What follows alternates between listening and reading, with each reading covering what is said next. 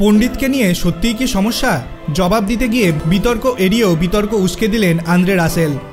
গত বছর কলকাতা নাইট রাইডার্সের কোচ হিসাবে যোগ দেন চন্দ্রকান্ত পণ্ডিত। একাধিক রাজ্য দলকে রঞ্জি জিতিয়েছেন তিনি। সেই পণ্ডিতকে গত বছর কোচ করে আইপিএল জয়ের স্বপ্ন দেখিয়েছিলেন শাহরুখ খান, কিন্তু মাত্র 6টি ম্যাচ জেতায় প্লে অফে উঠতে পারেনি কেকেআর। সেই পণ্ডিত কেমন কোচ?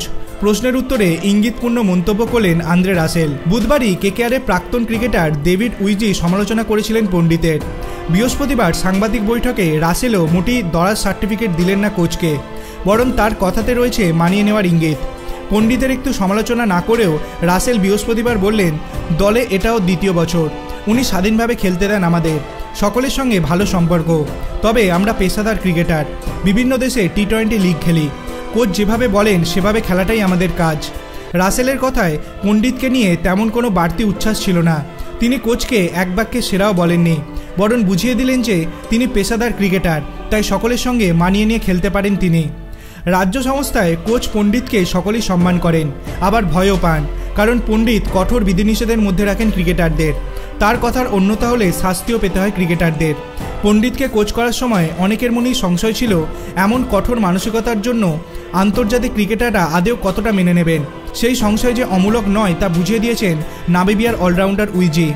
কেকেআরের প্রাক্তন ক্রিকেটার উইজি বুধবার বলেছিলেন, কেকেআর দলের মধ্যে কিছু ঘটনা চলে, পর্দার আড়ালে কিছু না কিছু চলে, তার অনেক কিছুই ক্রিকেটাররা পছন্দ করেন না। সাজঘরে অনেক পরিস্থিতি বেশ কঠিন মনে হয় সকলের। দলের নতুন কোচের কিছু বিষয় অনেকেই পছন্দ করেন না। তিনি দলে ক্রিকেটারদের সঙ্গে বসে ঠিকমতো আলোচনাও করেন না।